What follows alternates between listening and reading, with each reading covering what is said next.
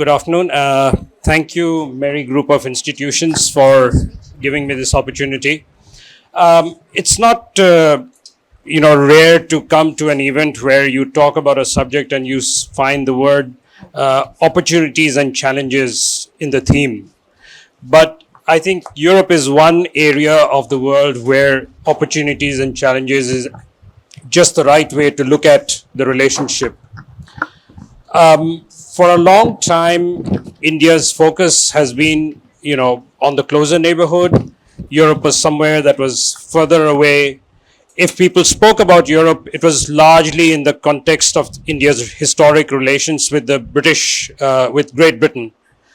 And for a long time, that's how things went. But if you look at things now, there has been a huge shift in the way that India looks at Europe and also the way that Europe looks at India. There are various reasons for this. One, of course, is that trade between India and European countries has really gone up. India is now, European countries, EU, is the third largest trading partner for India. We have close to 3 million people who are either Indian nationals or of Indian origin spread across Europe. And a growing number of people like you, students, are also now traveling towards Europe. Many people have shifted away from looking at only United Kingdom and the US and are looking at countries like Germany and France and even smaller countries as places where they can go and try and make, a better, take forward their educational career, but also looking at staying on and working there. Why? Because as Mr. Sahu mentioned a little while ago, India is signing up a lot of migration and mobility agreements, which allow Indian students to now stay on for a certain period of time after completing their graduation or their postgraduate degrees and work in Europe. You also have India now negotiating a free trade agreement with the European Union after having signed a similar agreement with the EFTA countries. So as we look at it, going ahead, Europe will become more and more important.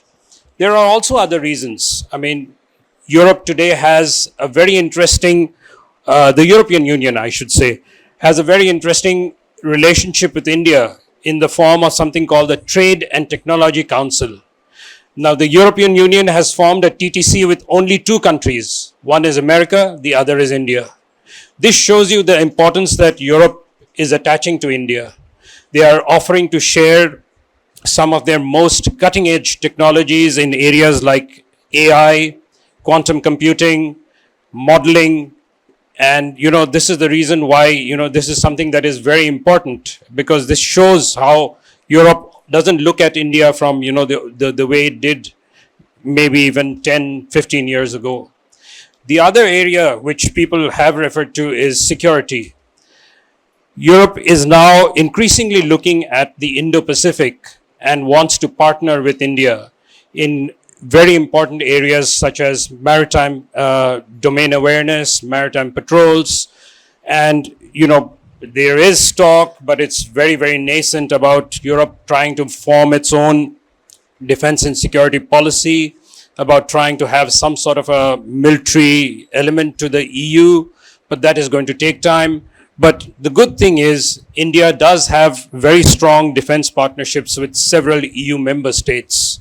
For example, Great Britain, Germany, France, and these are the things that will help build a stronger security partnership in places like the Indo-Pacific.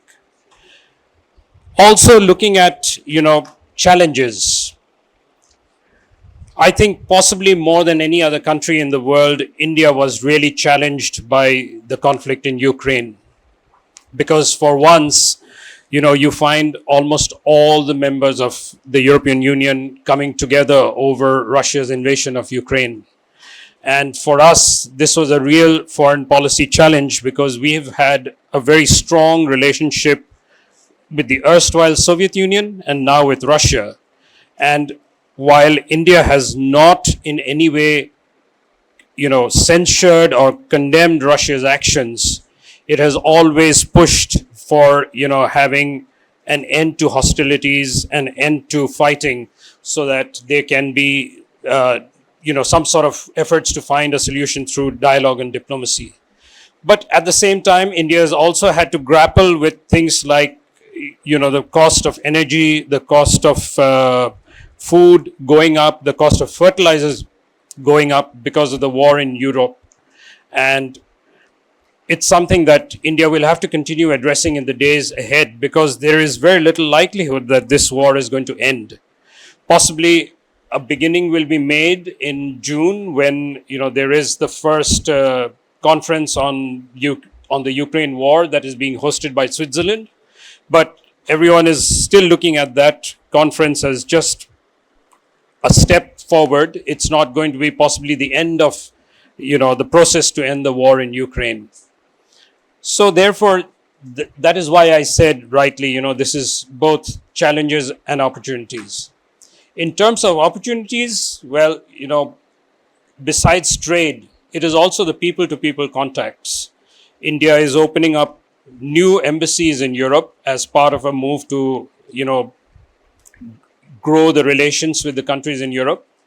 And Mr. Sahu mentioned Estonia. Estonia is in fact one of the countries where India is looking to have a diplomatic presence. And there are various reasons for it. One, of course, is the amount of digitization. But also at the same time, Europe is a phenomenal market. I mean, yes, it is a place from where we are looking at investments.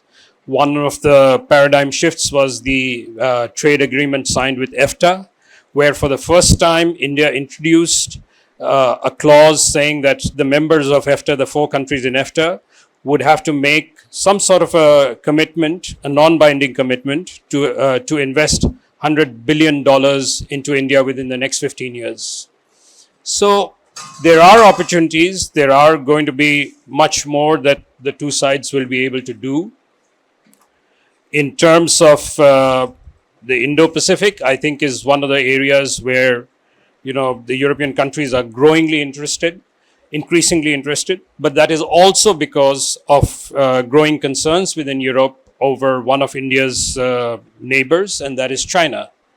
But, just as Brexit proved that, there is, Europe is not a monolith, that there are people who think in different ways. There are European Union members who don't perceive China to be as much of a threat as others. But, I think it's fair to say that almost all the members of the European Union would like to have some sort of a stake in the Indo-Pacific. And they realize that to have a stake in the Indo-Pacific, the best partner in the region is India, because A, it's democratic, B, it's a growing trade partner, and C, the security interests in the Indo-Pacific for India and the European states dovetail. But then there is a problem there, in the sense that besides France, most of the countries don't have a very strong navy that could give them a foothold in the Indo-Pacific. So that's why you see the Germans trying to send a warship a year to the Indo-Pacific, trying to make efforts to have greater naval cooperation with India.